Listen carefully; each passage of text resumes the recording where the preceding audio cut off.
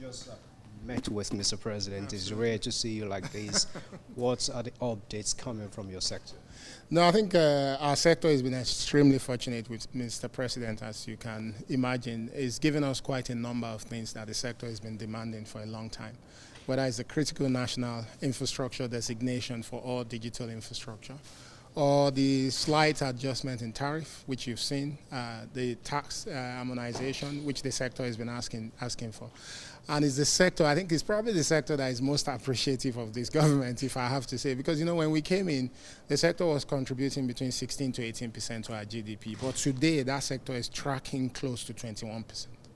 So it's a significant growth in that sector. And if you look at most of the large companies in our sector as well, they've been declaring bumper profit over the last 2 years or so since we came up with all these new reforms that we've been doing in the sector. So the meeting today is really to appreciate Mr. President, but also to update him on 3 critical projects that we believe His Excellency gave us the mandate to implement. One is the 90,000 kilometers of fiber optic network across this country.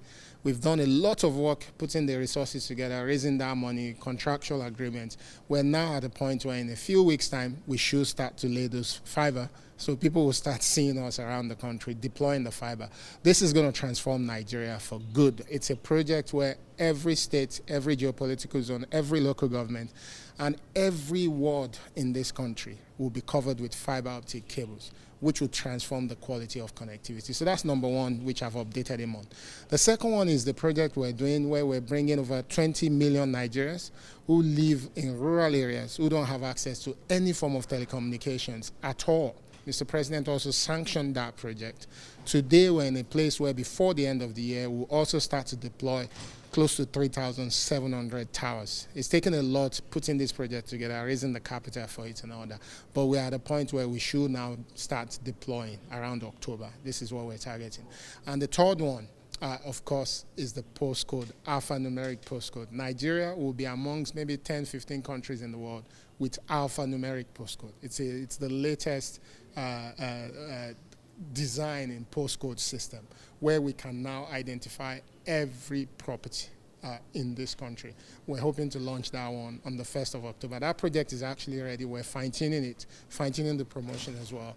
And hopefully on the 1st of October, we should be in a place where we're launching that project. These are the 3 critical projects that I've updated Mr. President on, amongst so many other things around digital diplomacy and all the other works that we're doing in the ministry.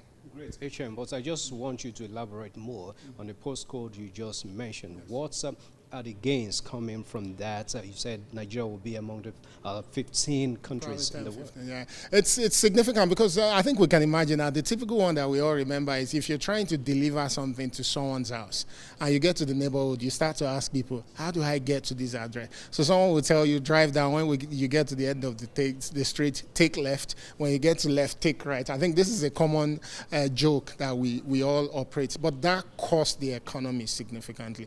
Inability to locate places comes at a cost. So you can start to imagine what this will do to e-commerce. And this is a justification for why NIPOST is part of the ministry. This will transform e-commerce completely, because it means that things can now be delivered record time. Imagine what this is going to do to security. Because when you layer this with other form of identity that exists in government, like a lot of what NIMSI is doing, is going to transform how we're able to also identify location. Also, find people up to where they live, delivery of government services, it's going to change it significantly.